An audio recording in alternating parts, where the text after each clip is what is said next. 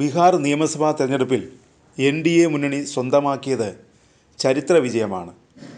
2043 അംഗ നിയമസഭയിൽ 102 സീറ്റാണ് NDA തൂത്തുവാരിയത്. ഇന്ത്യ സഖ്യത്തിൽ വൻ തിരിച്ചടിയാണുണ്ടായത്. എതിരാളികൾ പോലും പ്രതീക്ഷിക്കാത്ത തിരിച്ചടി. ഇന്ത്യ സഖ്യം വെറും 35 സീറ്റിൽ ഒതുങ്ങി. NDAയിൽ 89 സീറ്റുമായി BJP ഏറ്റവും വലിയ ഒറ്റക്കക്ഷിയായി. 85 സീറ്റ് നേടി JDU തൊട്ട് പിന്നിലുണ്ട്. കഴിഞ്ഞ തവണത്തേക്കാൾ ഇരട്ടി സീറ്റാണ് നിതീഷ് കുമാറിൻ്റെ JDU വാരിക്കൂട്ടിയത്. ഈ തെരഞ്ഞെടുപ്പിൽ നേട്ടം കൊയ്ത മറ്റൊരു പാർട്ടി NDAയുടെ തന്നെ ഭാഗമായ ചിരാഗ് പാസ്വാൻ്റെ LJP ആണ്. അതിനിടെ മുഖ്യമന്ത്രി ആരാകുമെന്ന ചോദ്യം ഉയരുന്നുണ്ട്. ഏറ്റവും വലിയ ഒറ്റക്കക്ഷി BJP ആണ്. അപ്പോൾ മുഖ്യമന്ത്രി സ്ഥാനം BJP ആവശ്യപ്പെടുമോ, അതോ നിതീഷ് കുമാർ തന്നെ മുഖ്യമന്ത്രിയായി തുടരുമോ എന്ന ചോദ്യമാണ് ഉയരുന്നത്. 89 സീറ്റ് നേടിയ BJP മുഖ്യമന്ത്രി സ്ഥാനം ആവശ്യപ്പെട്ടേക്കുമെന്നാണ് ചില ദേശീയ മാധ്യമങ്ങൾ റിപ്പോർട്ട് ചെയ്യുന്നത്. എന്നാൽ നിതീഷ് കുമാറിന് ലഭിച്ചത് തിളക്കമുള്ള വിജയമാണ്. BJPയോട് വിലപേശി നിൽക്കാൻ ഇനി നിതീഷിന് കഴിയും. ഈ തെരഞ്ഞെടുപ്പ് വിജയം നിതീഷിൻ്റെ ആത്മവിശ്വാസം വർദ്ധിപ്പിക്കുന്നതാണ്. വികസന നായകൻ എന്ന ഇമേജ് സൃഷ്ടിക്കുന്നതിൽ മുഖ്യമന്ത്രിയായ നിതീഷ് വിജയിച്ചിരിക്കുന്നു. വികസനത്തിൻ്റെ നായകനെ സുശാസൻ ബാബു എന്നാണ് ബീഹാറിലെ ജനങ്ങൾ വിളിക്കുന്നത്.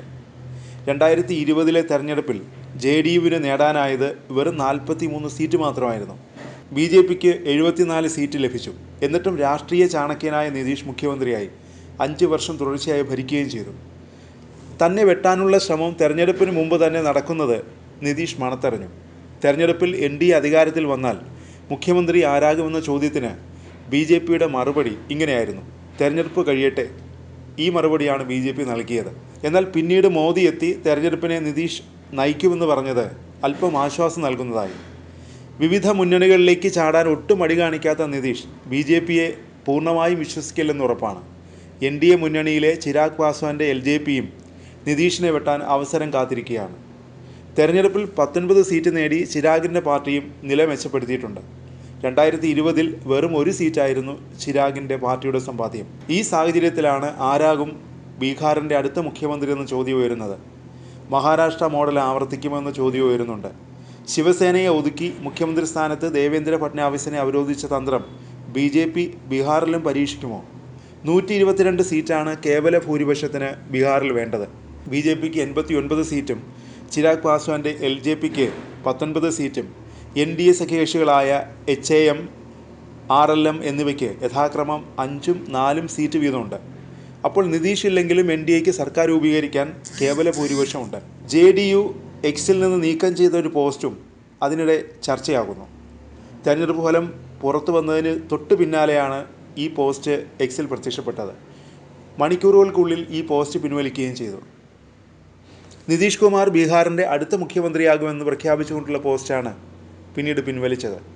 ഇതൊക്കെ നിരവധി അഭ്യൂഹങ്ങൾ ഉയർത്തുന്നുണ്ട്.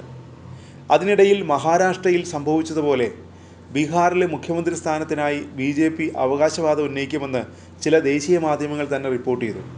മഹാരാഷ്ട്രയിൽ ശിവസേന നേതാവ് ലോക്നാഥ് ഷിൻഡെയെ മുഖ്യമന്ത്രി സ്ഥാനത്തേക്ക് ഉയർത്തിക്കാട്ടിയാണ് NDA തെരഞ്ഞെടുപ്പിനെ നേരിട്ടത്. തെരഞ്ഞെടുപ്പ് ഫലം പുറത്തു വന്ന ശേഷം BJP ദേവേന്ദ്ര ഫട്നാവിസിനെ മുഖ്യമന്ത്രിയാക്കി. ബീഹാറിലെ നിലവിലെ ഉപമുഖ്യമന്ത്രി സാമ്രാജ് ചൗധരിയെ മുഖ്യമന്ത്രിയായി BJP അവരോധിച്ചേക്കുമെന്ന അഭ്യൂഹങ്ങൾ ഉയരുന്നുണ്ട്.